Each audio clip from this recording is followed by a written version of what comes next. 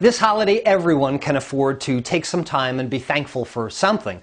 But what we can't afford to do is waste a whole bunch of time, money, and food this holiday season. And while I've got tons of great holiday cooking tips and methods for you, I think there's one that I can give you that's really going to make a difference, one that can save you a lot of time, money, and food. Do you shop by eye? I mean, when you go to the grocery store, you look down in the cart and you go, that looks like enough potatoes. Or at the end of the meal, does Grandma push it on you? Hey, eat it, it'll go to waste. If it'll go to waste, what'd you cook it for? The best thing that I can tell you this holiday season is to start your holiday shopping with a calculator, not with your stove. Figure out a concerted, written plan for your portioning and preparing.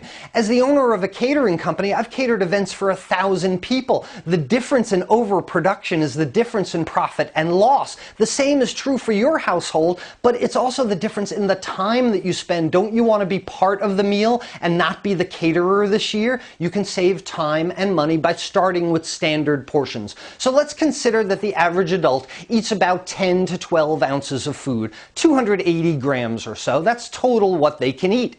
Of this, consider protein, your turkey or ham, your protein product, maybe 5 ounces. Consider vegetables, maybe at 2 ounces. Consider your starch at 3 to 4 ounces, and so on. Make a list of all the items you're going to prepare and assign a basic standard portion to it.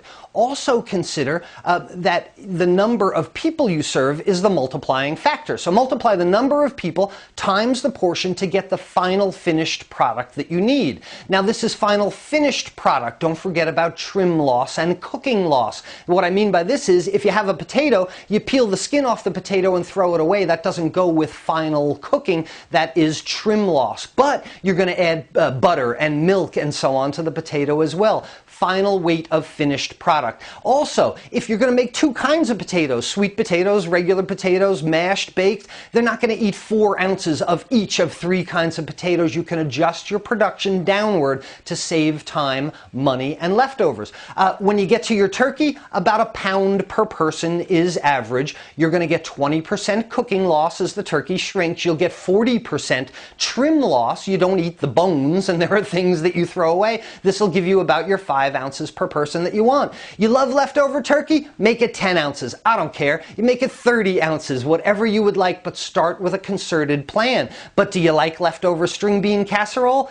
Nobody likes that. It's all mushy the next day. Serve your production downward. Here's another great idea. Maybe for the first plate, do plate up. What we call plate up in catering. You make the first plate for them and give them standard portions. Then they can come back for seconds. This avoids the buffet line where people heap more potatoes than they will possibly eat on their plate. Do plate up. This one tip will save you time, will save you money, will save you leftovers, time wrapping the leftovers, money throwing it out, all these things. And I've got a great bunch of tips for you that's going to reduce your holiday stress this year.